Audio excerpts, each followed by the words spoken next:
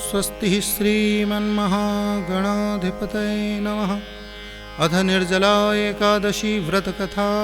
युधिष्ठिर ने कहा, जनार्दन, अब ज्येष्ठ के शुक्ल पक्ष में जो एकादशी हो उसका वर्णन कीजिए। भगवान श्री कृष्ण बोले, राजन, इसका वर्णन परम धर्मात्मा सत्यवती नंदन व्यास जी करेंगे, क्योंकि ये संपूर्ण शास्त्रों के तत्वज्ञ और वेद वेदांगों के पारंगत विद्वान हैं। तब वेदव्यास जी कहने लगे, दोनों ही पक्षों की एकादशियों को भोजन न करें। द्वादशी को स्नान आदि से पवित्र हो, फूलों से भगवान केशव की पूजा करके नित्य कर्म समाप्त होने के पश्चात पहले ब्राह्मणों को भोजन देकर अंत में स्वयं भोजन करे। राजन, जनना शौच और मरना शौच में भी एकादशी को भोजन नहीं करना चाहिए। यह सुनकर भीमसेन बोले, परम बुद्धिमान पितामह, मेरी उत्तम बात सुनिए। राजा युधिष्ठिर, माता कुंती, द्रौपदी, अर्जुन और नकुल सहदेव ये एकादशियों को कभी भोजन नहीं करते और मुझसे भी हमेशा यही कहते हैं कि भीमसेन, तुम भी एकादशी को न खाया करो। किंतु मैं इन लोगों से यही कह दिया करता हूँ कि मुझसे भूख सहन नहीं की जाएगी। भीमसेन की बात सुनकर वेदव्यास जी ने कहा, यदि तुम्हें स्वर्ग लोक की प्राप्ति अभिष्ट है और नरक को दूषित समझते हो तो दोनों पक्षों की एकादशियों को भोजन नहीं करना। भीमसेन बोले, महाबुद्धिमान पितामह, मैं आपके सामने सच्ची बात कहता हूँ। एक बार भोजन करके भी मुझसे व्रत नहीं किया जा सकता, फिर उपवास करके तो मैं रह ही कैसे सकता हूँ। मेरे उदर में व्रक नामक अग्नि सदा प्रज्वलित रहती है, अतः जब मैं बहुत अधिक खाता हूँ तभी यह शांत होती है। इसलिए महामुने, मैं वर्ष भर में केवल एक ही उपवास कर सकता हूँ, जिससे स्वर्ग की प्राप्ति सुलभ हो तथा जिसके करने से मैं कल्याण का भागी हो सकूं। ऐसा कोई एक व्रत निश्चय करके मुझे बताइए, मैं उसका यथोचित रूप से पालन करूंगा। वेदव्यास जी ने कहा, भीम, ज्येष्ठ मास में सूर्य वृष राशि पर हो या मिथुन राशि पर, शुक्ल पक्ष में जो एकादशी हो उसका यत्न पूर्वक निर्जल व्रत करो। केवल कुल्ला या आचमन करने के लिए मुख में जल डाल सकते हो, उसको छोड़कर और किसी भी प्रकार का जल विद्वान पुरुष मुख में न डालें, अन्यथा व्रत भंग हो जाता है। एकादशी को सूर्योदय से लेकर दूसरे दिन के सूर्योदय तक मनुष्य जल का त्याग करे तो यह व्रत पूर्ण होता है। तदंतर द्वादशी को निर्मल प्रभात काल में स्नान करके ब्राह्मणों को विधि पूर्वक जल और स्वर्ण का दान करे। इस प्रकार सब कार्य पूरा करके जितेंद्रिय पुरुष ब्राह्मणों के साथ भोजन करे। वर्ष भर में जितनी एकादशियां होती हैं उन सब का फल निर्जला एकादशी के सेवन से मनुष्य को प्राप्त हो जाता है, इसमें तनिक भी संदेह नहीं है।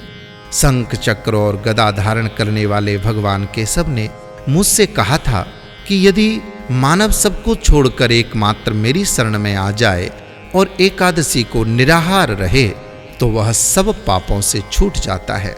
एकादशी का व्रत करने वाले पुरुष के पास विशाल काय विकराल आकृति वाले दंडपासधारी भयंकर यमदूत कभी नहीं जाते। अंतकाल में भी पीतांबरधारी सौम्य स्वभाव वाले, हाथ में सुदर्शन चक्र धारण करने वाले और मन के समान वेगशाली विष्णुदूत आकर इष्ट वैष्णव पुरुष को भगवान विष्णु के धाम ले जाते हैं। अतः निर्जला एकादशी को पूर्ण यत्न करके उपवास करना चाहिए। तुम भी सब पापों की शांति के लिए यत्न के साथ उपवास और श्री हरि का पूजन करो। स्त्री हो या पुरुष, यदि उसने सुमेरु पर्वत के बराबर भी महान पाप किया हो तो वह सब एकादशी के प्रभाव से भस्मीभूत हो जाता है।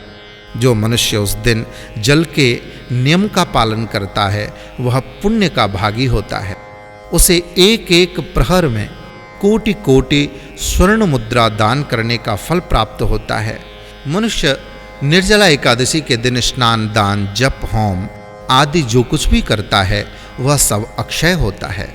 यह भगवान श्री कृष्ण का कथन है। निर्जला एकादशी को विधि पूर्वक उत्तम रीति से उपवास करके मानव वैष्णव पद को प्राप्त कर लेता है। जो मनुष्य एकादशी के दिन अन्न खाता है वह पाप का भोजन करता है। इस लोक में वह चांडाल के समान है और मरने पर दुर्गति प्राप्त करता है, ऐसा शास्त्र वाक्य है। एकादश्याम दिने योन्न भुंक्ते पापम भुनंतिशः इह लोके स चांडालो मृतः पापनोति दुर्गतिम। जो ज्येष्ठ के शुक्ल पक्ष में एकादशी को उपवास करके दान देंगे वे परम पद को प्राप्त होंगे। जिन्होंने एकादशी को उपवास किया है वे ब्रह्म हत्यारे, शराबी, चोर तथा गुरुद्रोही होने पर भी सब पातकों से अंत में मुक्त हो जाते हैं। कुंती नंदन, निर्जला एकादशी के दिन श्रद्धालु स्त्री पुरुषों के लिए जो विशेष दान और कर्तव्य विहित है उसे सुनो। उस दिन जल के शयन करने वाले भगवान विष्णु का पूजन और जलमयी धेनु का दान करना चाहिए, अथवा प्रत्यक्ष धेनु या घृतमयी धेनु का दान देना उचित है। पर्याप्त दक्षिणा और भांत भांत के मिष्ठान्नों द्वारा यत्नपूर्वक ब्राह्मणों को संतुष्ट करना चाहिए। ऐसा करने से ब्राह्मण संतुष्ट होकर के अनंत आशीर्वाद प्रदान करते हैं और उनके संतुष्ट होने पर श्री हरि मोक्ष प्रदान करते हैं।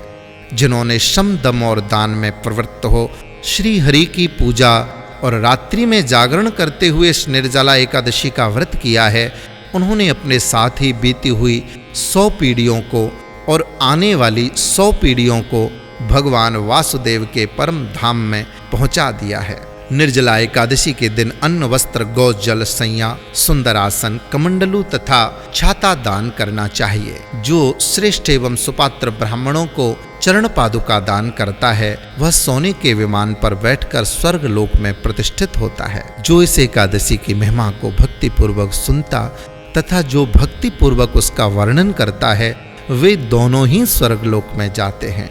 चतुर्दशी युक्त अमावस्या को सूर्य ग्रहण के समय श्राद्ध करके मनुष्य जिस फल की प्राप्ति को प्राप्त करता है वही इसके श्रवण से भी प्राप्त हो जाता है। पहले दंत धावन करके यह नियम लेना चाहिए कि मैं भगवान केशव की प्रसन्नता के लिए एकादशी को निराहार रहकर आचमन के सिवा दूसरे जल का भी त्याग करूंगा। एकादशी को देव देवेश्वर भगवान विष्णु का पूजन करना चाहिए। गंध, धूप, पुष्प और सुंदर वस्त्र से विधि पूर्वक पूजन करके जल का घड़ा संकल्प करते हुए इस मंत्र से जल का घड़ा दान करें। देव देव हृषिकेश संसारार्णवतारक उदकुंभ प्रदानेन नयमाम परमाम गतिम। इसका तात्पर्य है संसार सागर से तारने वाले देव देव ऋषिकेश, इस जल के घड़े का दान करने से आप मुझे परम गति की प्राप्ति कराइए। भीमसेन, ज्येष्ठ मास में शुक्ल पक्ष की जो शुभ एकादशी होती है इसका निर्जल व्रत करना चाहिए तथा उस दिन श्रेष्ठ ब्राह्मणों को शक्कर के साथ जल के घड़े का दान करना चाहिए। ऐसा करने से मनुष्य भगवान विष्णु के समीप पहुंचकर आनंद का अनुभव करता है। तत्पश्चात द्वादशी को ब्राह्मण भोजन कराने के बाद स्वयं भोजन करे।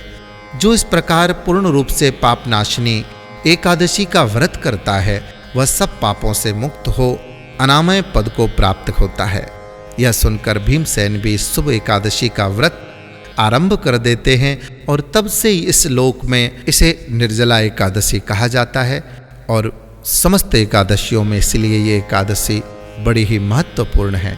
इसी प्रकार संपूर्ण कथा विधि पूर्वक श्रवण करने के लिए और अन्य समय समय पर आने वाले पर्व आदि का विशेष कथा और उसकी विधि जानने के लिए आप हमारे चैनल को सब्सक्राइब करिए, वीडियो को शेयर करिए, लाइक करिए। अच्छा, और इसी तरह के वीडियो और पाने के लिए हमारे चैनल को सब्सक्राइब करें।